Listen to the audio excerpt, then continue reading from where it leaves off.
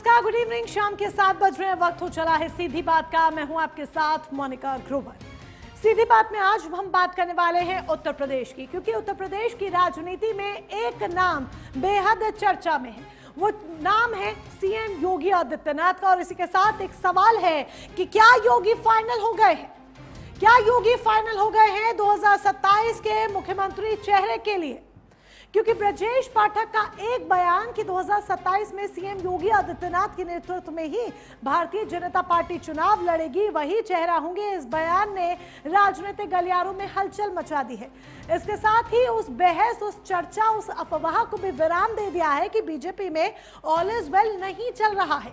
लेकिन इसके साथ ही जिस तरीके से योगी के नाम पर ये मोहर लगाने वाली जो बात निकलकर सामने आई है, क्या यही माने अब कि असली जो मोहर है वो सीएम के नाम पर लग गई है, यानी योगी आदित्यनाथ का नाम फाइनल हो गया, या फिर ये सिर्फ एक सियासी संदेश देने की कोशिश है जो इस बयान के माध्यम से की जा रही है? क्योंकि तमाम ब्राह्मण राजनीति के बीच, ओबीसी वोट बैंक के बीच और आरोप प्रत्यारोप की राजनीति के बीच में ये बयान निकलकर सामने आना, इसने राजनीतिक गलियारों में एक नई हलचल, एक नई चर्चा शुरू कर दी है। ऐसे में कई सुलगते सवाल हैं जिनके इर्द गिर्द आज करने वाले हम सीधी बात। वो सवाल एक एक कर आपके समक्ष रख दें। सबसे पहले, क्या ब्रजेश पाठक ने 2027 के लिए योगी के नाम पर मोहर लगाई? ये बड़ा सवाल आकर खड़ा हो जाता है जो उन्होंने बात कही है उसके माध्यम से। क्या 2027 का चुनाव मोदी के नाम पर होगा या योगी के काम पर होगा? क्योंकि प्रधानमंत्री नरेंद्र मोदी का नाम भी हर राज्य में गूंजता है। इसके साथ ही तीसरा सवाल, क्या योगी की बढ़ती लोकप्रियता ने बाकी संभावित दावेदारों की राजनीति सीमित कर दी है?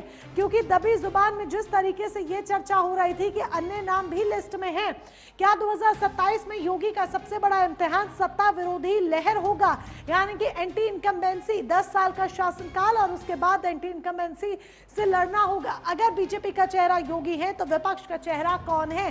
क्योंकि ये बात बार बार निकलकर सामने आ रही है इंडी गठबंधन की, यानी कि कांग्रेस सपा साथ मिलकर चुनाव लड़ेंगे तो चेहरा कौन होगा? हालांकि जो चर्चा है वो अखिलेश यादव की ही चर्चा है, यानी कि सीधे तौर पर क्या हम ये कहें कि योगी बनाम अखिलेश की 2027 की ये लड़ाई अब खुलकर सामने आती हुई दिख रही है। ऐसे में ये लड़ाई क्या नया रंग रूप लेकर आएगी? 2027 को लेकर राजनीतिक गलियारों में हलचल, गहमा गहमी, सब कुछ देखा जा रहा है और इसी को लेकर आज हम सीधी बात करने वाले हैं। उत्तर प्रदेश में ब्राह्मण वोट बैंक काफी मायने रखता है। हमारे साथ कई खास मेहमान जुड़ेंगे जिनके साथ आज हम करने वाले हैं चर्चा की शुरुआत। हमारे साथ भारतीय जनता पार्टी की तरफ से अमरदीप त्रिपाठी हैं जो इस चर्चा का हिस्सा है। रविंद्र सिंह समाजवादी पार्टी की तरफ से हैं। आगा यूनुस जी प्रवक्ता हैं कांग्रेस के जो हमारे साथ हैं। सुमन कुमार वरिष्ठ पत्रकार के तौर पर हमारे साथ जल्द ही इस चर्चा का हिस्सा बनेंगे। चलिए अमरदीप त्रिपाठी जी के साथ शुरुआत करते हुए, अमरदीप त्रिपाठी जी, ब्रजेश पाठक का एक बयान राजनीतिक गलियारों में चर्चा का विषय बना हुआ है। अब इस बयान के क्या मायने निकाले जाए? क्या वाकई में सीएम योगी आदित्यनाथ के चेहरे पर अंतिम मोहर बीजेपी ने लगा दी है कि उन्हीं के नेतृत्व में 27 का चुनाव होगा, या फिर ये एक शक्ति प्रदर्शन, या फिर इसके अलग सियासी मायने? देखिए मोनिका जी, 2027 उत्तर प्रदेश में जो विधानसभा चुनाव होगा वो निसंदेह, निसंकोच, बिना किसी किंतु परंतु के मुख्यमंत्री योगी आदित्यनाथ जी के नेतृत्व में होगा। क्योंकि पिछले जो 9 साल का कार्यकाल रहा है योगी जी का, पूरा उत्तर प्रदेश के साथ साथ जो उत्तर प्रदेश से सटे हुए अन्य राज्य हैं या पूरे देश की अगर आप बात कर ले, योगी मॉडल की चर्चा हर जगह चल रही है। चाहे वो भारतीय जनता पार्टी शासित प्रदेश हो या किसी अन्य पार्टी शासित प्रदेश हो, हर जगह जो है योगी मॉडल की चर्चा हो रही है, सराहना हो रही है। और निश्चित रूप से उत्तर प्रदेश की जो 25 करोड़ जनमानस है वो योगी जी के जो नीतियों से, जो कल्याणकारी नीतियां हैं, जो लॉ एंड ऑर्डर है, जो विकासकारी नीतियां, उन सभी से स्वस्थ है। तो किसी भी, चाहे जाति हो, धर्म हो, वर्ग हो, सभी लोग जो है एक साथ में, एक सुर में जो है योगी जी को स्वीकार कर रहे हैं। और भारतीय जनता पार्टी का एक एक नेता, एक एक कार्यकर्ता योगी जी के साथ खड़ा, उनके नेतृत्व में ही उत्तर प्रदेश का चुनाव लड़ा जाएगा। क्योंकि इस केंद्रीय नेतृत्व भी यही चाहता है, भारतीय जनता पार्टी का एक एक कार्यकर्ता, एक एक नेता भी यही चाहता है, और उत्तर प्रदेश की जो 25-26 करोड़ तो आप ये जनमानस कह रहे है, हैं सभी कि लोग यानी यही कि एक चाहते तरह से इसे हम निस्संदेह ही यही माने कि 2027 का चुनाव सीएम योगी आदित्यनाथ के नेतृत्व में ही लड़ा जाएगा, लेकिन ये जो चुनाव लड़ा जाएगा वो प्रधानमंत्री नरेंद्र मोदी के नाम पर लड़ा जाएगा या योगी के काम पर लड़ा जाएगा? देखिए, प्रधानमंत्री जी के नाम पर भी लड़ा जाएगा और योगी जी के काम पर भी लड़ा जाएगा, क्योंकि प्रधानमंत्री जी का नाम पूरे देश में है और योगी जी का काम पूरे प्रदेश में है और चर्चा पूरे देश में है। तो निश्चित रूप से योगी जी के काम पर ही लड़ा जाएगा और उनके नाम पर लड़ा जाएगा, क्योंकि वो पार्टी के बड़े नेता हैं, प्रधानमंत्री जी की एक छवि है अपनी।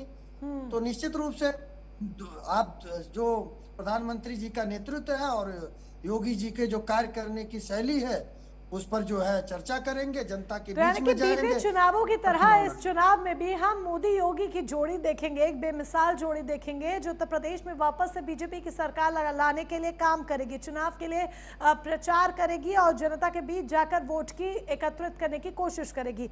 लेकिन अमरदीप त्रिपाठी जी, एक बात ये भी बताइए, जरा ये बात समझ में नहीं आई। उत्तर प्रदेश के मुखिया योगी आदित्यनाथ, जाहिर सी बात है, तो फिर ये चर्चा शुरू कैसे हो गई? ये कहां से राजनीतिक गलियारों में चर्चा शुरू हो गई कि चेहरा कोई और हो सकता है, जिसको लेकर अलग अलग सवालों के माध्यम से, अलग अलग मंचों के माध्यम से क्लैरिफाई हो रहा है कि योगी के नेतृत्व में ही चुनाव लड़ा जाएगा। ये भ्रम की स्थिति जो बीच दरमियान आ गई थी, आखिर क्यों उत्पन्न हुई? देखिए मोनिका, जो आज उत्तर प्रदेश में समाजवादी पार्टी है, जो पूर्णतः धीरे धीरे साफ होती जा रही है, अपना अस्तित्व बचाने के लिए समाजवादी पार्टी के नेता, प्रवक्ता और उनके राष्ट्रीय अध्यक्ष इस प्रकार से नैरेटिव गढ़ने का कार्य कर रहे हैं। अपने गिरहवान में झांक कर अपनी गलतियों को सुधारने के बजाय वो भारतीय जनता पार्टी में जो है नैरेटिव जो है गढ़ने का जो कार्य कर रहे हैं, और इससे ज्यादा कुछ नहीं है। क्योंकि जनता का जो संदेश है, जनता जो चाहती है और पार्टी जो चाहती है, दोनों में सामंजस्य है। जो जनता चाहती है वही भारतीय जनता पार्टी कर रही है। लेकिन आज समाजवादी पार्टी अपने अस्तित्व की लड़ाई लड़ने के लिए जो भारतीय जनता पार्टी को बदनाम करना, नैरेटिव गढ़ना, झूठे अफवाह फैलाना, इस तरीके से जो है कि कभी कहते हैं योगी आदित्यनाथ जी नहीं है, कभी ब्रजेश पाठक जी को लेकर बोलते हैं, कभी केशव प्रसाद मौर्य जी को लेकर बोलते हैं। लेकिन भारतीय जनता पार्टी में सब कुछ सही है, सब कुछ सामंजस्य है और सब कुछ सुलझा हुआ है। यहाँ पर कोई किंतु परंतु नहीं है। भारतीय जनता पार्टी में सुलझा हुआ है, किंतु परंतु नहीं है। सीएम योगी आदित्यनाथ के नेतृत्व में 27 का चुनाव लड़ा जाएगा, लेकिन योगी तो उधर से फाइनल दिखाई दे रहे हैं, पर योगी बनाम कौन होगा, इसका जवाब रविंद्र सिंह से ले लेते हैं। रविंद्र सिंह जी, योगी बनाम कौन? क्योंकि अभी तक तो देखिए, वैसे तो हम जानते ही हैं कि अखिलेश यादव, लेकिन फिर भी आपके मुख से जरा सुन ले, क्योंकि कांग्रेस की इसमें कितनी प्रतिशत की भागीदारी होगी जब आप लोग साथ मिलकर यानी कि एक इंडी गठबंधन के तौर पर चुनाव लड़ेंगे? तो जरा ये जो तस्वीर है जो धुंधली सी, उसको क्लैरिफाई कर दीजिए। मोनिका मैम, सबसे पहले तो मैं एक शब्द पे आपत्ति जताता हूँ, इंडी गठबंधन। इस नाम का कोई गठबंधन राष्ट्रीय स्तर पे नहीं है या क्षेत्रीय स्तर पे नहीं है। तो हम लोग इंडिया गठबंधन के रूप में उत्तर प्रदेश में मौजूद हैं। अलायंस ही है ना रविंद्र सिंह जी, इस बात को आपत्ति जो जताई जाती है, इंडिया का ए तो अलायंस ही है। इंडी अलायंस बोल दीजिए या इंडिया बोल दीजिए, बात तो एक ही है। अगर हम ये कह देते हैं कि इंडिया के रूप में, ठीक है, INDIA के रूप में आप लोग मिलकर 2027 के चुनाव लड़ रहे हैं, यानी कि समाजवादी पार्टी और कांग्रेस, तो भी मेरे ख्याल से लाइन बिल्कुल ठीक है, सेंटेंस ठीक है। और अगर हम ऐसे बोलते हैं कि INDI अलायंस, तो भी ठीक है। इंडी बोलते हैं तो भी ठीक है। ये तो सिर्फ बोली और शैली है, मतलब सबका एक ही है। अब वो बात अलग है किस पर आपत्ति जता दी जाती है। मोनिका जी, अगर ये मोदी जी का प्रोपेगेंडा है, अगर बोली और शैली एक ही है तो एनडी अलायंस बोलना चाहिए, एनडीए नहीं बोलना चाहिए। आज तक मैंने सुना नहीं किसी ने एनडी अलायंस बोला हो, क्योंकि ये प्रधानमंत्री मोदी का व्यक्तिगत प्रोपेगेंडा था। अब आइए जिस बात को आप बात कर रहे हैं, जिस विषय पे बात कर रही हैं, योगी जी का भारतीय जनता पार्टी में वर्तमान कद क्या है। हमारा तो स्पष्ट है कि हमारा इंडिया गठबंधन चुनाव लड़ेगा। हमारे राष्ट्रीय अध्यक्ष माननीय अखिलेश यादव जी कह चुके हैं, हम लोग सब लोग मिलकर ही साथ लड़ेंगे। और निश्चित रूप से जीतेंगे भी, और माननीय अखिलेश यादव जी मुख्यमंत्री भी बने। तो यानी कि जो मुख्यमंत्री के तौर पर चेहरा होगा, आप अपनी बात जरूर पूरी कीजिएगा, एक बार जरा इसको हम और कंफर्म कर लें कि मुख्यमंत्री के चेहरे अखिलेश यादव ही होंगे। निश्चित रूप से जी, ये श्री राहुल गांधी जी भी कह चुके हैं।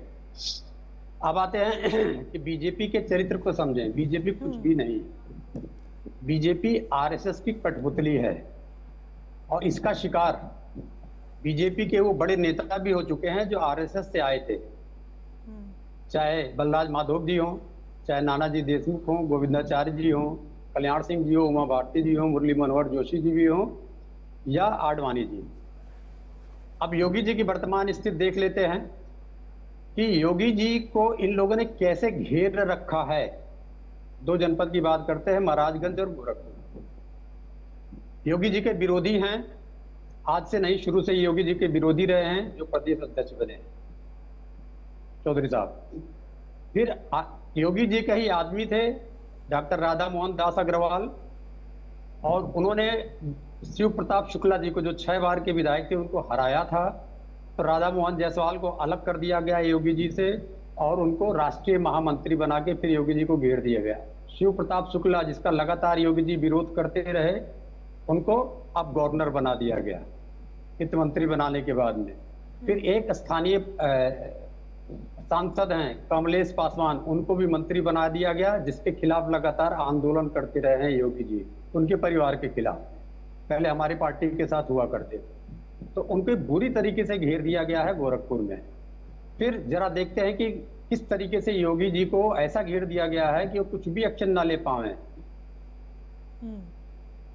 दिल्ली में करोल बाग में राष्ट्रीय स्वयंसेवक संघ के कार्यालय के ठीक बगल में वीर शांतिनाथ जी की दरगाह थी, मतलब वहां पर मंदिर को दरगाह बोला जाता है, और वहां पर भगवान शिव के और सारे भगवानों के मूर्तियां थी। वहां पर पार्किंग बनाने के लिए नाथ पंथ का, उत्तर भारत का एक बड़े मंदिर को ढहा दिया गया, लेकिन योगी जी कुछ नहीं बोल पाए। नाथ पंथ के मुखिया हैं विश्व के, कुछ भी नहीं बोल पाए, इतना कमजोर कर दिया उन लोगों ने।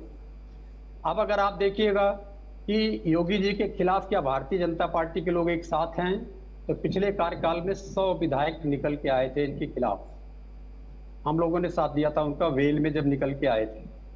और फिर लगातार दूसरे कार्यकाल में जितने भी विधायक हैं, चाहे लखीमपुर से हों, चाहे मोती सिंह जी हों, चाहे फैजाबाद से हों, चाहे गोरखपुर से देवेंद्र प्रताप सिंह हो, लगातार विरोध करते रहे हैं योगी जी का।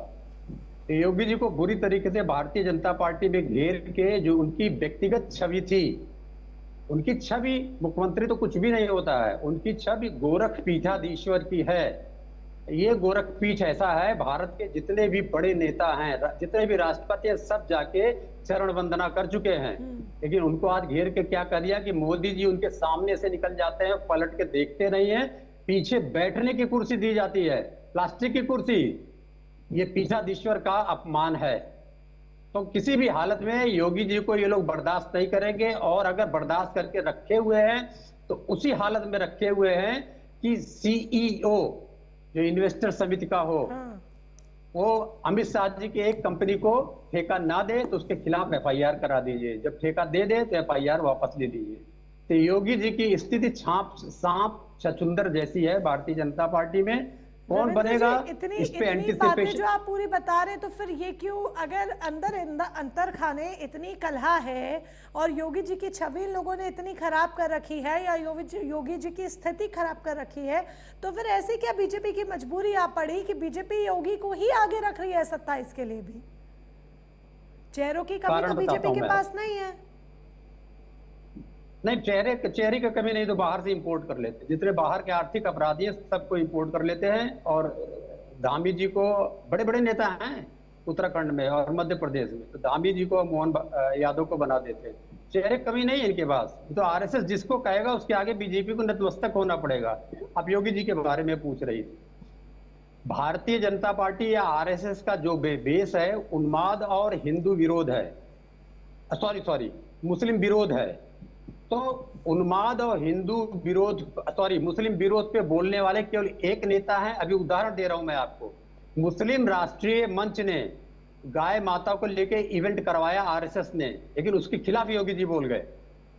इस प्रकार का चरित्र पूरे भारतीय जनता पार्टी में किसी के पास में नहीं है। और मुस्लिम राष्ट्रीय मंच आरएसएस का एक विंग है, तो ये योगी जी को ढोने की उनकी मजबूरी है, लेकिन वो योगी जी को हमेशा शिकंजों में कसे रहेंगे। तो आपको लगता है कि योगी जी को सिर्फ शिकंजों में कसा रहा जाएगा, लेकिन उनको ढोना मजबूरी, अगर आप ये कह भी रहे हैं तो इस मजबूरी का कारण भी तो स्पष्ट कर दीजिए ना। जब इतनी परेशानी अगर बीजेपी को अंदर खाने हैं और सिर्फ ढोना पड़ रहा है, तो ढोना पड़ भी क्यों रहा है? फिर तो चेहरा बदल सकते हैं। और जिस तरीके से आप खुद कह रहे हैं कि बीजेपी के लिए चेहरा बदलना कोई बड़ी बात नहीं है, हमने देखा भी कि मध्य प्रदेश में किस तरीके से सालों साल का एक चेहरा भी बदल दिया गया, तो ऐसे तो यूपी का चेहरा भी बदला जा सकता है। और योगी जी के लिए तो हमेशा कहा जा सकता है कि केंद्र के रास्ते उनके लिए सदैव खुले हुए हैं। ये भी हम राजनीतिक गलियारों में चर्चा सुनते हैं। मोनिका जी, ऐसा हो सकता है 2027 के चुनाव में कि योगी जी केंद्र में चले जाएं और यहाँ पर किसी अन्य चेहरे को बना दें जो एकदम रबर स्टैंप की तरह हो, क्योंकि योगी जी को तो रबर स्टैंप इन्होंने बनाया है, उनके जबान पे लगाम नहीं लगा पाते हैं। तो इनको ऐसा चाहिए, मोहन यादव जी जैसा चाहिए, पुष्कर धामी जी जैसा चाहिए, जो जबान भी ना खोल पावे। तो ये संभावना है कि 2027 में वो केंद्र में जा सकते हैं और यहाँ पर कोई ऐसा रबर स्टेप आ सकता है जो मुंह ही ना खोले। लेकिन उसे यूपी की जनता स्वीकार करेगी। और चलिए, आप अगर आप ये लाइन भी कह रहे हैं तो यानी कि आपको लगता है कि 27 में बीजेपी ही जीत जाएगी, जब आप ये कह रहे हैं कि वो केंद्र चले जाएंगे और कोई और व्यक्ति यहाँ आकर बैठ जाएगा? आपने ऐसा एंटीसिपेट करके प्रश्न पूछा था, तो मैंने उस एंटीसिपेशन का उत्तर दिया। हम तो कह रहे हैं कि हमारी, मैं क्या इससे पहले बता चुका हूं कि इंडिया गठबंधन की सरकार बन रही है और कम से कम आप इस बात को लिखिएगा 260 सीटें हम पाने जा रहे हैं और 260 सीटें पाने के बाद में बीजेपी छिन्न भिन्न हो जाएगी उत्तर प्रदेश से, उसी तरीके से जैसे इससे पहले हुई थी। अभी सरकार बन गई इसलिए रुकी हुई। ठीक है, चलिए वो मैंने आपके एंटीसिपेशन का उत्तर दिया। कोई नहीं, चलिए देखते हैं कि जब इतनी सारी भविष्यवाणियां ऐसा लग रहा है कि इस वक्त इस मंच से हो रही हैं, लेकिन ये राजनीतिक गलियारों की उत्तर प्रदेश की हलचल है जो सबसे ज्यादा देखने सुनने को मिलती है। हमारे साथ सुमन कुमार जी भी हैं, वरिष्ठ पत्रकार के तौर पर। सुमन कुमार जी, उत्तर प्रदेश की राजनीति में जो गलियारों में चर्चा है, ये चर्चा में कितना बल आपको दिखता है? जो रविंद्र सिंह जी तमाम बातें कर रहे हैं और जिस तरीके से ब्रजेश पाठक का नाम सामने आया है, तो क्या ये माने कि 27 के लिए बीजेपी की तरफ से वाकई में जो नाम है वो फाइनल है? लेकिन इसके अलग एक सियासी मायने भी क्या निकाले जा सकते हैं? देखिए मोनिका, इसमें बिल्कुल क्लियर है कि योगी जी ही इनके साथ, इनके फिलहाल खेवनहार कहिए, और क्योंकि अभी सबसे लगातार उनकी एक छवि बनती नजर आ रही है, उस छवि के साथ ही बीजेपी जाएगी। और मुझे लगातार, क्योंकि इस विरोध की जहां तक अभी रविंद्र जी ने बहुत सारे पॉइंट्स को डिस्क्राइब किया है, तो कुछ पॉइंट्स ऐसे हैं जो वाकई में बीजेपी की अंदरूनी जो कला है वो है। लेकिन एक बात बिल्कुल क्लियर है कि बीजेपी बिल्कुल अपने मौजूदा जो सीएम है उनको छेड़ नहीं रही है और इनके साथ ही बीजेपी जा रही है और एक छवि उन्होंने बनाई है और उस छवि को लेकर बीजेपी आगे जाएगी, क्योंकि चुनाव में उन्हें किसी बदलने की जरूरत नहीं है। उनका एक बड़ा कास्ट वोट बैंक है, एक बड़ा नैरेटिव्स है जिसको लेकर वो चलते रहते हैं और जिसको लेकर वो काम करते रहते हैं। तो मोनिका इसमें बिल्कुल ही क्लियर रही है, क्योंकि पाठक जी ने बात जो कही है वो बिल्कुल सही कही है। एक विरोध की बात पहले रही है। आप याद कीजिए, जब भी पूर्व प्रदेश अध्यक्ष और अभी डिप्टी सीएम मौर्य जी जब भी दिल्ली आते थे, तो खासकर हम लोग जो कुछ पत्रकार हैं वो काफी चौकन्ने हो जाते थे कि क्या मुख्यमंत्री का चेहरा बदल रहा है, जबकि ऐसा होता कुछ नहीं था। तो ये बड़ी एक कहानी जो है वो बनी बिगड़ी, लेकिन आखिरकार बीजेपी अपने स्टैंड पे बिल्कुल कायम है। और यहाँ जो ब्राह्मणों को लेकर एक अलग जो माहौल बनाने की कोशिश हुई है, उसमें समय रहते हुए, क्योंकि आपको याद होगा तकरीबन 2 या 3 महीने पहले की घटना है, कुछ ब्राह्मण नेताओं को धमकाया भी गया था, कुछ ने कुछ बयान देने की कोशिश की, तो उनके साथ क्या क्या हो, वो भी तमाम सारी चीजें। लेकिन अब चुनाव है, तो इस वक्त सारे ब्राह्मण नेता एक ही हैं और एक साथ वो आ चुके हैं। तो इसलिए मुझे नहीं लगता है कि इसमें कोई फेरबदल होगी। उनका जी एक बात मैं और आपको बता दूं कि खासकर लोकसभा चुनाव के दौरान, पिछले लोकसभा चुनाव के दौरान जो घटनाएं घटी और केंद्र और संगठन और वहां के सीएम के साथ के बीच में जो तालमेल की कमी थी उसका खामियाजा बीजेपी भुगत चुकी है। सपा को सीट वैसे नहीं मिली है। आरएसएस जैसे उनके कार्यकर्ता पीछे हटे, उसके बाद बीजेपी को मुंह की खानी पड़ी। लेकिन हो सकता मेरे शब्दों से बुरा लगे, लेकिन वहां काफी बड़ा नुकसान हुआ है।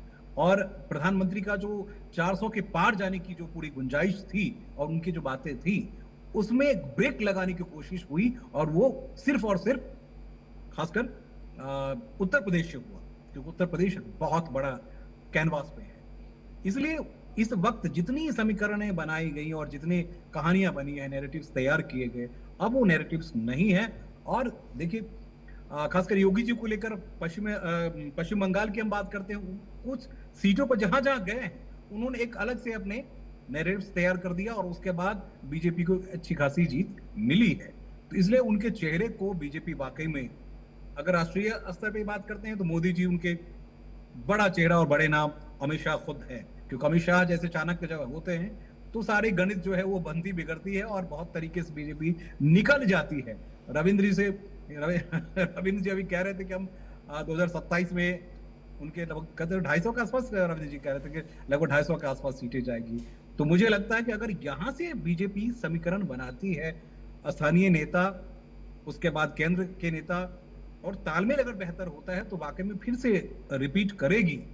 वैसे सरकार जो है बीजेपी की ही आएगी, लेकिन अगर तालमेल में अगर वही लोकसभा वाली कहानी रही कि मन में राम और कुछ में कुछ और बातें हो, तो फिर दिक्कत आ सकती है।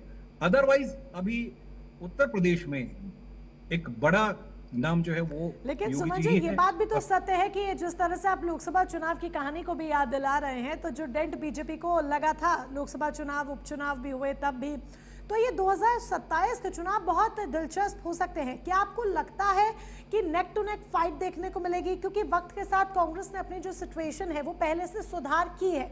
अब वो जो पहले से सुधार किया वो एक नेशनल लेवल पर है। क्या यूपी में उस सिचुएशन में, उन नंबर्स के ग्राफ में आपको अंतर दिख सकता है, जब साथ में समाजवादी पार्टी भी है, अखिलेश यादव जैसे बड़े चेहरे भी हैं जो राजनीति की अच्छी खासी समझ रखते हैं? तो योगी बनाम अखिलेश का जो चुनाव है, क्या आपको लगता है, साथ में राहुल गांधी भी ले लीजिए, प्रियंका गांधी भी ले लीजिए, नेक टू नेक फाइट देखने को मिल सकती है? मोनिका जी बिल्कुल इसको मत मानिए, इसलिए मैंने मत मानिए कि जो मुझे लगता है अगर बीजेपी से फाइट करती है तो फिर इनकी स्थिति बेहतर होगी और फिर नेक टू नेक की हम बात चर्चा कर सकते हैं। अदरवाइज उत्तर प्रदेश में फिलहाल नेक टू नेक वाली कहानी नहीं है। कांग्रेस की हालत आप देख रहे हैं, कांग्रेस की जो सिचुएशन है और कांग्रेस के नेता की अपनी जो सिर्फ फुटबॉल हम जिसे कहते हैं पत्रकारिता के शब्दों में, वो सिर्फ फुटबॉल अपनी जगह है। वहां प्रदेश अध्यक्ष कुछ और कहते हैं, यहाँ जो राष्ट्रीय अध्यक्ष हैं उसमें तालमेल की कमी नजर आती है। ग्राउंड लेवल पर वो कैडर नहीं दिखता है अभी यूपी में। बिल्कुल। और एक चीज और मैं बता दूं आपको, कि एसपी में तो खुद अखिलेश यादव खड़े होते हैं, प्रदेश अध्यक्ष भी, राष्ट्रीय अध्यक्ष भी और तमाम उनके संगठन में शक्ति है, इसमें बिल्कुल दो राय नहीं है। लेकिन कांग्रेस आ जाती है और पूरे फाइट देने की जो बात करते हैं, जब तक बीजेपी की लड़ाई बीजेपी से, यानी योगी जी को हराने की कोशिश अगर बीजेपी से ही होती है या संघ अगर पीछे हट जाए तब परेशानी बढ़ सकती। अदरवाइज फिलहाल हम जो फाइट की बात करते हैं, कि मैं जब बिहार विधानसभा चुनाव में गया था और मुनका जी मैं कवर कर रहा था, तो मैंने जब कहा था कि 200 के पार बीजेपी और ये जा सकती है, तो हमारे कुछ मित्र जो यहाँ प्रेस क्लब में बैठे हुए थे बड़े हंस रहे थे, बोले सुमन ऐसा कैसे हो सकता है। मैंने कहा ग्राउंड रियलिटी को देखिए कि जनता क्या चाहती है, वोट परसेंटाइल आपको वही रहना है और कहानी बदलेगी। और तो इसलिए यहाँ बीजेपी जो है अभी भी एज में ही है और सपा बहुत काम कर रही है, इसमें कोई शक नहीं है। खुद अखिलेश यादव सड़क पे हैं, लेकिन उनके साथ और दूसरे सहयोगी में उतनी ताकत नजर नहीं आ रही है। इस बात का ख्याल हमें आपको रखना पड़ेगा। वैसे देखिए जनता है, जनता कब क्या करती है, क्या चाहती है, बिल्कुल जनता कब क्या करती है और क्या चाहती है कुछ पता नहीं चल सकता और कुछ कहा नहीं जा सकता है। अब जनता के हाथ में ही, क्योंकि असल में पूरी कमान है। लेकिन जिस तरीके से आपने बीजेपी वर्सेस बीजेपी की जो बात की है, उसका जवाब बहुत बेहतर तरीके से अमरदीप त्रिपाठी दे सकते हैं। अमरदीप त्रिपाठी जी, देखिए आप लोग बेशक इस बात को इनकार करें, लेकिन बिना चिंगारी के आग कभी नहीं धधकती। और ये चर्चा थी, ये कहीं ना कहीं इसमें कुछ ना कुछ असलियत थी, तभी उत्तर प्रदेश में ये चर्चा इतनी जोर पकड़ी कि योगी को लेकर संगठन के बीच कोई मतभेद और कुछ अनबन सी है योगी के नाम पर। ऐसे में जो लोकसभा चुनाव के वक्त पर जो डेंट पड़ा था, क्या उससे उभरना आपके लिए आसान होगा? बीजेपी क्या स्ट्रैटेजी अपना रही है कि वो जो डेंट लगा था उससे उभरा जा सके और वो नुकसान विधानसभा चुनावों में ना हो? प्लस अब अगर योगी ही फाइनल है तो आधिकारिक घोषणा आखिर क्यों नहीं हो रही है? आधिकारिक घोषणा में उनके नाम की आखिर देरी क्यों हो रही है? देखिए मोनिका जी, हम भारतीय जनता पार्टी एक ऐसी पार्टी है देश में जो अपनी गलतियों से सीखने का कार्य करती है। गलती पर गलती दोहराते कभी नहीं है हम। अभी देखिए समाजवादी पार्टी के जो प्रवक्ता हमारे साथी रविंद्र जी हैं, ये समाजवादी पार्टी के अंदर नहीं झांक कर ये लोग देखते हैं कि इनके अंदर कमियां क्या है, कहां पर सुधार करने की जरूरत है।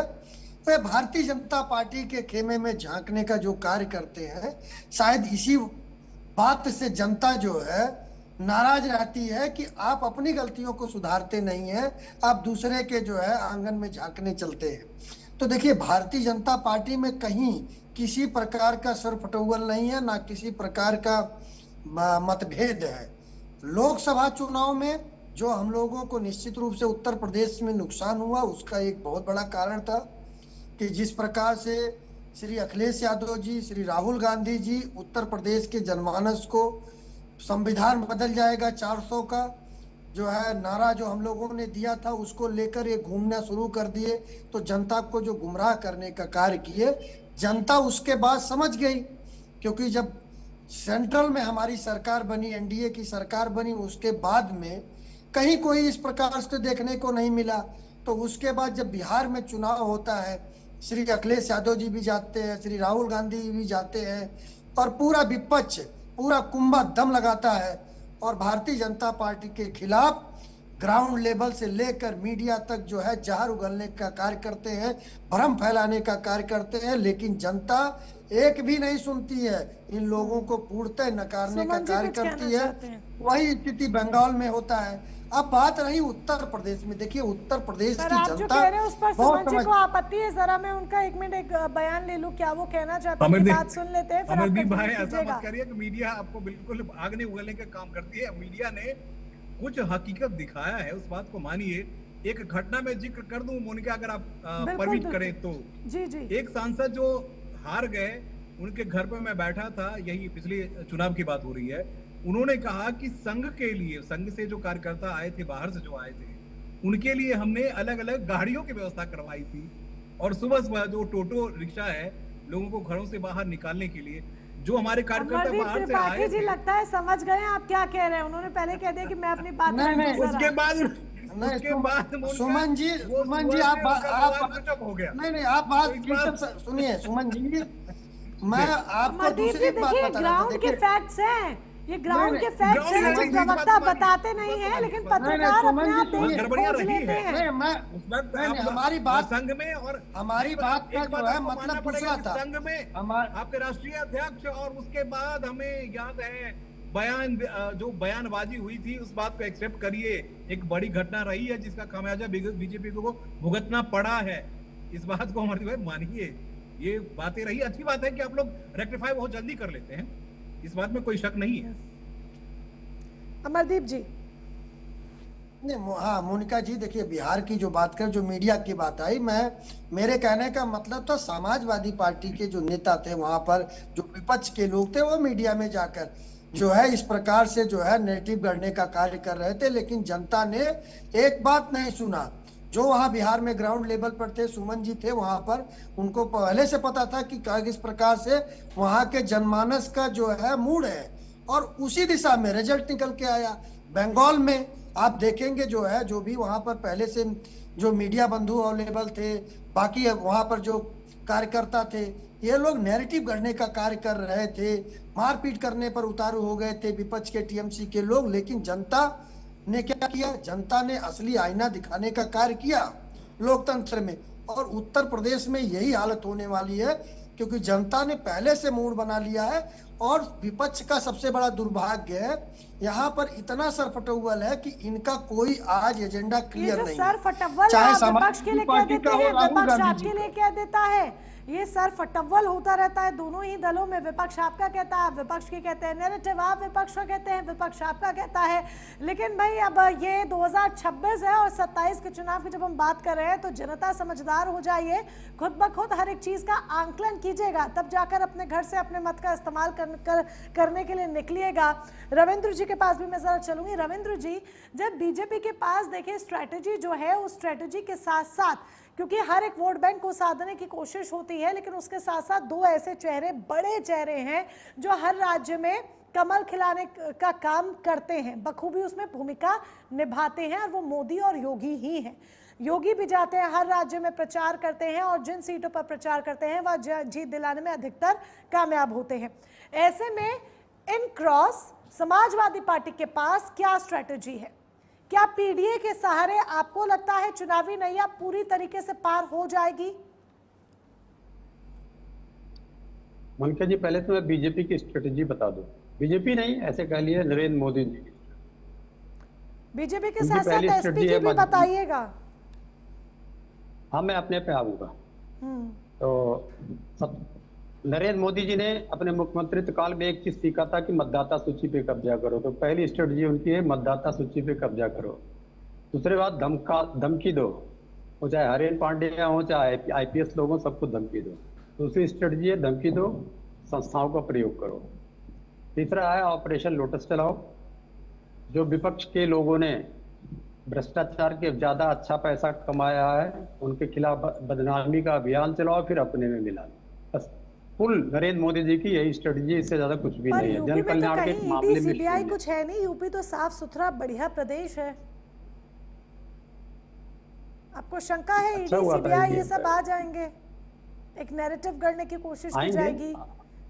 आएंगे। हमारे राष्ट्रीय अध्यक्ष जी को 8 बार सीबीआई बुला चुकी है। और अच्छा है, यहाँ पर एक और अभियान, आईटी और ईडी योगी जी के खास एक व्यापारी हैं सरिया के, गोरखपुर में, उन्हीं के पास पहुंच गए थे। आते हैं आपके विषय पे आते हैं। फिर जो वरिष्ठ पत्रकार महोदय, उन्होंने कहा योगी जी अपना नैरेटिव तैयार करते हैं। यही तो समस्या है। आरएसएस में और बीजेपी में यही समस्या है कि योगी जी अपना नैरेटिव तैयार करते हैं, यही आत्मघाती होता है उनके लिए। फिर उन्होंने कहा कि ग्राउंड रियलिटी की बात कहा कि ग्राउंड रियलिटी की बात करते हैं, तो कर लेते हैं थोड़ा सा ग्राउंड रियलिटी की बात। योगी जी के नेतृत्व में 71 सांसद से घट के 33 सांसद हो गए। 312 विधायक से घट के 255 विधायक हो गए। पंचायत चुनाव जो इससे पहले हुआ था 21 में, उसमें 779 सीट्स भारतीय जनता पार्टी और 579 सीट्स, पार्षदों की बात कर रहा हूँ, समाजवादी पार्टी के पास में। क्योंकि जहां इनडायरेक्ट होता है तो ये ग्राउंड रियलिटी है। उसके बाद निकाय का चुनाव होता है, भारी बहुमत से जीतते हैं, सभी जगह जीतते हैं, लेकिन 30% शहरी वोट मिलता खाली उनको। तो ये शहरी चुनाव है तो 30% मिलता है। तो ये ग्राउंड रियलिटी है योगी जी के नेतृत्व में। तो इस पर भी मंथन होते हैं बैठ के। अब एक सज्जन बोल रहे हैं कि भ्रम फैला दिया आप लोगों ने। अरे भ्रम फैलाने की मशीन तो आपके पास है भाई। एक टीवी चैनल, एक अखबार है, लेकिन उसने जाके उसको क्या बोलते हैं, जो जाके चुपके से करते हैं, तो जाके उन लोगों ने किया तो पता लगा कि पप्पू। रविंद्र जी, आपकी आवाज कट रही है, सुन पा रहे हैं आप? कनेक्टेड हैं? चलिए, रविंद्र जी से संपर्क नहीं हो पा रहा है। हम दोबारा से रविंद्र जी से संपर्क साधने की कोशिश कर रहे हैं, थोड़ा कनेक्शन एरर आ रहा है। रविंद्र जी से संपर्क साधा जा रहा है। तब तक हम आपको योगी पर मोहर, ये शक्ति प्रदर्शन, ये क्यों कहा जा रहा है, जरा जान लीजिए। ब्रजेश पाठक के बयान से सियासी भूचाल मच गया है, और इसी बयान ने जो सियासी जी रविंद्र जी बात पूरी कीजिए। ब्रजेश पाठक जी को आप समझ लीजिए, ब्रजेश पाठक जी क्या है। योगी जी का 36 का आंकड़ा रहा है पंडित हरशंकर तिवारी से। ब्रजेश पाठक गाड़ी चलाया करते थे पंडित हरशंकर तिवारी के यहाँ। पंडित हरशंकर तिवारी ने 4 चुनाव लड़ाए ब्रजेश पाठक को। अपने लड़कों को नहीं लड़ाते थे, उनको चुनाव लड़ाते थे। अंत में योगी जी ने पंडित हरशंकर तिवारी को खत्म करने के लिए ब्रजेश पाठक को दाने डाले और अपने साथ लेके चले आए। लेकिन आज उसका खमियाजा, जिस व्यक्ति ने पंडित हरशंकर तिवारी को धोखा दिया, जो अपना बेटा मानता था, तो आज योगी के खिलाफ भी खड़े हुए हैं।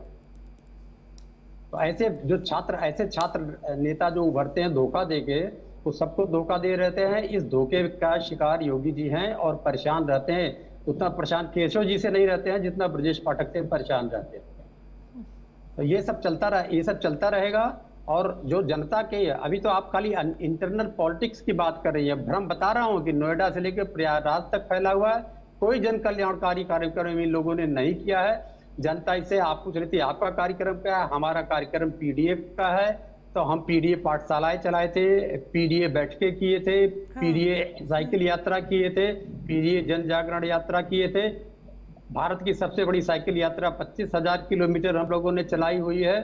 हर जिले में एक विशेष समिति बनाई गई है। को लेकर क्या रणनीति है? 2027 के साथ इन रणनीति को जोड़ा गया है। हर जिले में हमारे कुछ लोग हैं जिसको अभी हम लोगों ने मीडिया में लेके नहीं आए हुए हैं कि जो बीजेपी की उन्मादी और उत्पीड़न और प्रतिशोध वाली राजनीति है उसको जन जन तक पहुंचाते हैं। तो आपने अभी और ऊपर से पर्दा, उनके चेहरों पर से पर्दा नहीं उठाया है?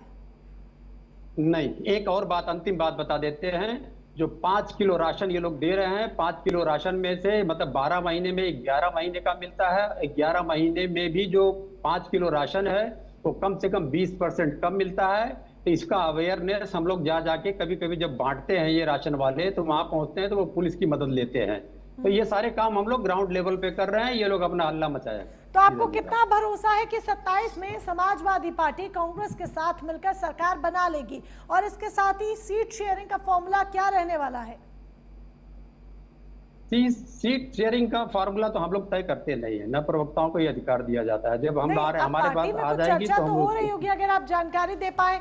जब आपके पास इतनी जानकारी है कि बीजेपी में अंदर खाने क्या चल रहा है, योगी जी को परेशान ज्यादा कौन करता है, केशव जी परेशान करते हैं, ब्रजेश जी परेशान करते हैं, तो आपको अंदर खाने ये भी तो चर्चा होगी ना। और बात पता होगी कि सीट शेयरिंग को लेकर क्या चर्चा चल रही है राहुल गांधी और अखिलेश यादव के बीच में। देखिए, जो पांडे जी आते हैं भारतीय जनता पार्टी के जो महासचिव हैं, उन्हीं से बातचीत होती है हमारे प्रदेश अध्यक्ष जी से। अभी किसी फाइनल कंक्लूजन पे हम लोग नहीं पहुंचे हुए हैं। ठीक है, तो उम्मीद है कि राहुल गांधी जी ने कहा है कि राहुल गांधी जी ने भी कहा है और अखिलेश जी ने भी कहा हुआ है कि हम लोग मिलकर चुनाव लड़ेंगे। नहीं, मिलके तो आप चुनाव लड़ेंगे, वो तो तस्वीर साफ है, वो तो हम भी जानते हैं। लेकिन बात सीट शेयरिंग की मेन है ना। कांग्रेस क्या बिल्कुल 10-20% पर सिमट कर रह जाएगी, 80 पर आप ही होंगे, या बराबर की सीट शेयरिंग होगी? ये क्या होगा, कुछ तो हिंट दीजिए। पिछली बार वाला मैं आपको बता देता हूँ। पिछली बार हमने कहा था कि हम 70% सीटें लेंगे, कहीं कोई विवाद नहीं आया था, और हम लोग ने इनको 312 से घटा के 255 किया। इस बार भी ऐसा ही होगा। अभी जो बहुत हल्ला मचाया गया, नरेंद्र मोदी जी ने, जो हिरेन जोशी ना है, उन्होंने बड़ा हल्ला मचवाया मीडिया के द्वारा, 400 पार, तो उत्तर प्रदेश में बहुत बदनाम किया, तो घट के 33 पे आ गए। और हमारा कांग्रेस का रहा, राष्ट्रीय लोकदल अंत समय हाथ जोड़ के भाग गए, क्योंकि व्यापार बचाना था, नहीं तो शायद यहाँ पर 25 सीट भी नहीं मिलती। चलिए देखते हैं कि किस तरीके से इस सीट शेयरिंग का फॉर्मूला रहता है, क्योंकि हमेशा रसाकशी देखने को मिलती है सीट शेयरिंग के फॉर्मूले पर, जब दो दल, दो गठबंधन मिलकर एक गठबंधन के तौर पर चुनाव लड़ते हैं। सुमन जी, अब 2027 के चुनाव को लेकर जब बात हो ही रही है, तो किन मुद्दों के आधार पर 2027 का ये चुनाव होगा? जब योगी वर्सेस अखिलेश की हम बात कर रहे हैं, तो उसमें मुद्दे क्या क्या होंगे 27 के चुनाव में? किन मुद्दों को आप प्रमुखता से देख रहे हैं? दिल्ली के जर्नलिस्ट के हिसाब जी, आवाज आ रही है? जी जी, आ रही है। Okay, Audible. दिल्ली के जर्नलिस्ट को देखें, और मैं यहाँ से कवर करता हूँ और तमाम सारे मंत्रालय को, तो मुझे लगता है कि देश में सबसे ज्यादा अगर कहीं इन्वेस्टमेंट का मौका या इन्वेस्टमेंट किया गया होगा तो वो उत्तर प्रदेश है। सिर्फ और सिर्फ अयोध्या के आसपास 80,000 करोड़ से ज्यादा का इन्वेस्टमेंट हुआ। उसके बाद आप नोएडा, ग्रेटर नोएडा के आसपास आप देख ही रहे हैं, अलग अलग जगहों पे एक बड़ा सेगमेंट जो है वो बन के तैयार हुआ है। वो जनता देख रही है, आने वाले वक्त में जनता को उसे और भी बहुत सारी चीजें मिलेंगी। तो लॉ एंड ऑर्डर एक बड़ा मसला उत्तर प्रदेश के लिए भी। अब बिहार की भी बात करते हैं, बिहार में भी बीजेपी, अब शासित वाले कही कि बीजेपी के मुख्यमंत्री आ चुके हैं, तो वो भी वही पॉलिसी अपना रहे हैं जो योगी साहब अपनाते हैं। तो यहाँ लॉ एंड ऑर्डर एक बड़ा मसला है। हाँ, रोजगार को लेकर बड़ी परेशानी रही है। रोजगार को भी रोजगार देने की कोशिशें लगातार अब तेज हो रही है। इन्वेस्टमेंट के तौर पर देखेंगे, उत्तर प्रदेश बड़ा सेगमेंट हुआ है। पूर्वांचल में एक बहुत बड़ा मूवमेंट, लेकिन पूर्वांचल में बीजेपी को बहुत ज्यादा फायदा फायदा नहीं हुआ जितना फायदा होना चाहिए। रविंद्र जी मुस्कुरा रहे हैं क्योंकि वो पूर्वांचल एक्सप्रेस और तमाम सारी चीजें बनाई गई, लेकिन सीटों की बात करते हैं तो वहां गणित जो है पूरी तरह से बिगड़े। खासकर अयोध्या में बीजेपी को बहुत बड़ा सेटबैक लगा। बावजूद इसके जो मुझे लगता है कि डेवलपमेंट बड़ा मसला है। योगी जी खुद एक बड़े नाम है और उनका जो उनकी कार्यशैली जो है वो भी एक बहुत सारे पॉइंट्स हैं। अब यहाँ सिर्फ एक ही पॉइंट्स है जहां बीजेपी और बीजेपी के साथ आरएसएस को मिलजुल कर, जो हमने पश्चिम बंगाल में देखा कि हजारों कार्यकर्ता वहां जाते हैं, लोगों को घर से निकालते हैं और पहली बार उन्हें समझाते हैं कि भैया हिंदू मुसलमान का भी वो एक पूरा एजेंडा तैयार हुआ। और कुछ मुसलमान भी ऐसे थे जिन्होंने वोट किया, मतलब उसको बुरा दूसरे वे में मत लीजिएगा। तो मुझे लगता है कि यहाँ भी कांग्रेस और सपा साथ आती है तो हिंदू मुसलमान एक बड़ा मसला रहेगा ही। वो एक सेगमेंट जो है वो कहीं न कहीं उस विषय को भी देखता है। और मुझे लगता है कि आने वाले दिनों में अगर बीजेपी के साथ रही और योगी जी के साथ रहे तो बहुत आसानी से। और एक और मैं बात बता दूं कि कांग्रेस पे इतने क्या कहते हैं, आंख मूंद के भरोसा मत कीजिए।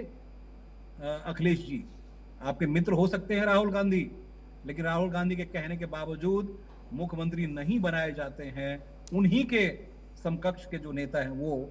तो इसलिए ये मत कहिए कि सीधे अखिलेश यादव और राहुल गांधी की मीटिंग हो जाती है और रणनीति तय कर ली जाती है, तो ऐसा नहीं है। तो कांग्रेस में, क्योंकि मैंने दिल्ली की कहानी देखी है, दिल्ली में जितने भी आम आदमी पार्टी की हार की बड़ी वजह सिर्फ कांग्रेस रही है। तो इसलिए ये मत भूलिए कि सीट शेयरिंग को लेकर इसके अलावा बहुत समीकरण है उत्तर प्रदेश जैसे प्रदेश के लिए। तो इतने आसान नहीं कि अखिलेश जी ने कह दिया और राहुल जी ने कह दिया इतने में ही कहानी बदल जाती। वहां प्रियंका जी को भी आना है। प्रियंका जी ने भी प्लेटफॉर्म तैयार किया था और मिला क्या था हमें आपको बहुत अच्छी तरह पता है। तो बहुत सारे समीकरण है मुनका जी। इतनी आसानी से बीजेपी की खीर इतनी आसानी से सपा और कांग्रेस की खीर वहां पकने वाली नहीं है। उसमें दूध घी, लेकिन बीजेपी के सामने अगर ये देखें सुमन जी, तो बीजेपी के सामने इस बार कई फैक्टर्स ऐसे भी तो हैं, ये सत्य बात है, जो बीजेपी के लिए सॉल्व करना या जनता के बीच उनके प्रति रोष पैदा कर रहे हैं। जिसमें आप ये मान लीजिए अभी जो शंकराचार्य का मुद्दा है, गाय का मुद्दा है, ये तमाम मुद्दे हैं, ब्राह्मण वोट बैंक है, ये सब बीजेपी के खिलाफ इस वक्त देखे जा रहे हैं। क्या ब्राह्मण वोट बैंक को अपने पाले में करना भारतीय जनता पार्टी के लिए आसान हो पाएगा? और गाय का मुद्दा जिस तरीके से जोर पकड़ रहा है, शंकराचार्य अभिमुक्तेश्वरानंद का मुद्दा है और वो गाय के मुद्दे को और प्रमुखता के साथ भी उठा रहे हैं, क्या बीजेपी के लिए ये एक बड़ा पॉइंट बनेगा आर या पार के लिए? मोनिका जी बहुत बेहतरीन सवाल आपने किए। वाकई में ये एक बड़ा यूसीसी वाला जो मामला था ना, उसमें अपर कास्ट बिल्कुल ही नाराज होना शुरू हो गया था और बहुत सबसे ज्यादा जो ब्राह्मण वोटर्स हैं वो छिड़कने लगे थे। तो इसमें तो वाकई में इसलिए ब्राह्मण नेताओं को ही लगाया गया। देखिए ना, बहुत बीजेपी अपनी रणनीति तुरंत बदल लेती है। उस वक्त जो कुछ और कहानी कह रहे थे नेता, उनको डांट लगी, लेकिन यहाँ खुद पाठक जी आ गए और भी दूसरे नेता जो आ गए और अपने ही नेता को लेकर आगे बढ़ने लगे। तो बीजेपी देखिए अपने हिसाब से रणनीति बनाती है, पॉलिसी बनाती है। पॉलिसी में जनता क्या सोचती है ये भी जानती है। ये बस इस बात को ध्यान रखिए, अभी पॉलिसी मेकिंग के नाम पे बीजेपी सबसे स्ट्रॉन्गेस्ट पार्टी है। वो जनता के बीच में ऐसा कुछ सगुफा छोड़ देती है, रिएक्शन भी ले लेती है और उसके बाद कहानी बदल देती है। तो मोनिका जी वाकई सही सवाल आपने करी। वो ब्राह्मण वोटर, अपर कास्ट वोटर कितने यकीन करेंगे? तो अब मैं आपको बताऊं कि जितने आरएसएस के बड़े नेता हैं उनको सबको फिर से यहाँ जिम्मेदारी सौंप दी जाएगी और उसके बाद वो घर घर चले जाएंगे। बीजेपी प्रवक्ता अमरदीप भाई इस बात को मानेंगे कि भाई ये भी खुद नाराज होंगे। यूसीसी वाला मसला जो था, किसी भी बड़े नेता को एक शब्द नहीं कहने के लिए कहा गया कि आप लोग कुछ बोलेंगे नहीं। तो ये कहानी है, ये परेशानी है, लेकिन उसे निवारने में ये बहुत माहिर है। अमरदीप जी, इस परेशानी से कैसे निपटेंगे? ये ब्राह्मण वोट बैंक जो हमेशा आप लोगों का एक परंपरागत वोट बैंक रहा है, इस वोट बैंक को अपने पाले में वापस लेकर आना, क्योंकि कई मुद्दे ऐसे हो गए कि इनकी नाराजगी देखी जा रही है, आसान होगा? देखिए मोनिका जी, जो उत्तर प्रदेश में ब्राह्मण है वो ब्राह्मण सब भारतीय जनता पार्टी के साथ में आज भी है। ब्राह्मण कहीं से नाराज नहीं है। आप देखिए जिस प्रकार से आज कांग्रेस की स्थिति है उत्तर प्रदेश में, आप देखेंगे आज कांग्रेस के पास में कार्यकर्ता नहीं है ग्राउंड लेवल पर। और कांग्रेस के साथ साथ समाजवादी पार्टी जो इनको युवा कार्यकर्ता हुआ करते थे, जो इनके कार्यकर्ता जो सड़कों पे लाठियां खाया करते थे, लाठी चलाया करते थे, उपद्रव किया करते थे, समाजवादी पार्टी जानी ही जाती है उनके कार्यकर्ताओं के उपद्रव के नाम से। लेकिन आज समाजवादी पार्टी के कार्यकर्ता भी सड़कों पे उतरने से कतरा रहे हैं। तो कहीं ना कहीं समाजवादी पार्टी में भी कार्यकर्ताओं की कमी आई है। और वहीं दूसरी तरफ आप देखेंगे भारतीय जनता पार्टी का एक एक कार्यकर्ता, एक एक नेता ग्राउंड लेवल पर उतर के घर घर जाकर जो योगी आदित्यनाथ जी की, हमारे भारतीय जनता पार्टी की नीतियां हैं, जो केंद्र की नीतियां हैं, कैसे घर घर तक पहुंचाने का कार्य करती है। कोई छूटने ना पाए ये सुनिश्चित किया जाता है कि प्रति घर में जो हमारी योजनाएं हो, चाहे स्टेट की हो चाहे सेंट्रल की हो, सबको पहुंचना चाहिए। तो इसी का एक सबसे बड़ा आधार है कि उत्तर प्रदेश का आज जो जनमानस है, गांव की अगर बात कर लीजिए, गांव में चाहे गौशाला हो गया, चाहे पाइपलाइन की बात कर लीजिए, सिलेंडर की बात कर लीजिए, चूल्हे की बात कर लीजिए, शौचालय की बात कर लीजिए, तो हमारा कार्यकर्ता जाकर एक के घर में इस चीज को सुनिश्चित करता है कि कोई छूटने ना पाए। तो वही सबसे बड़ा आधार है भारतीय जनता पार्टी को उत्तर प्रदेश में 2027 में सबसे बड़ी जीत दिलाने के लिए। और कहीं पर कोई मतभेद की बात नहीं। चलिए, कहीं कोई और मतभेद की बात नहीं है। और मतभेद की जब बात हो रही है तो यहाँ पर क्या इस बार दोबारा से रविंद्र जी दोबारा से चाचा भतीजे वाला मतभेद, वही स्टोरी रिपीट होगी, या इस बार 27 के लिए दोनों के बीच में सब कुछ ऑल इज वेल है चाचा भतीजे के बीच में? क्योंकि हर बार बार चुनाव आते हैं, चाचा भतीजे के बीच की जो थोड़ी खट्टी मीठी सी लड़ाई है वो उजागर हो जाती है। इस बार कैसी तस्वीर की उम्मीद रखें? प्रोपेगेंडा सेल कुछ भी बता दे, परिवार हमारा हमेशा से एक रहा है, हमेशा से एक रहेगा। अब आते हैं, जरा ये बता रहे थे जातिगत आधार पे जो वोटों का डाइवर्सिफिकेशन होता है, निश्चित रूप से सवर्ण मतदाताओं से ही बनी थी भारतीय जनसंघ। भारतीय जनता पार्टी भी उसी से बनी, उन्माद मंदिर के नाम पे फैलाया तो दिया उसको। मैं एक सैंपल टेस्ट बताता हूँ।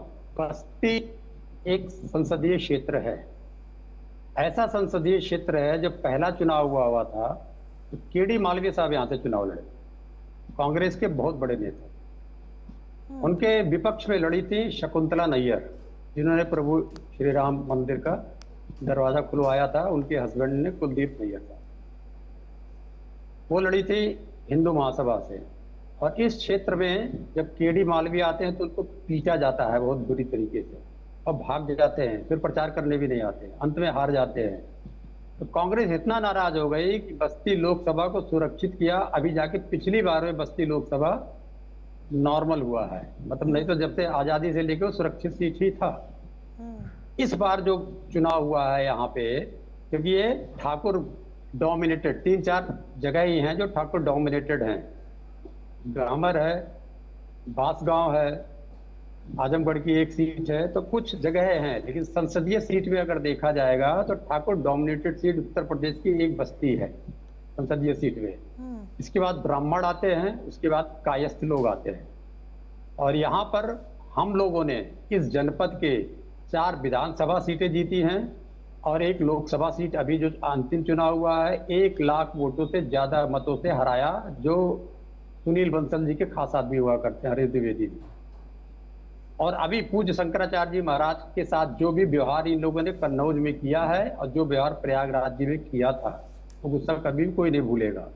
ठीक है, कितना भी आप मीडिया से चलवा लीजिए, कितना बुलवा लीजिए, तो ये ग्राउंड लेवल पे जो काम कर रहे हैं, मीडिया से कोई नहीं बुलवाता रविंद्र सिंह जी, मीडिया से कोई नहीं बुलवाता।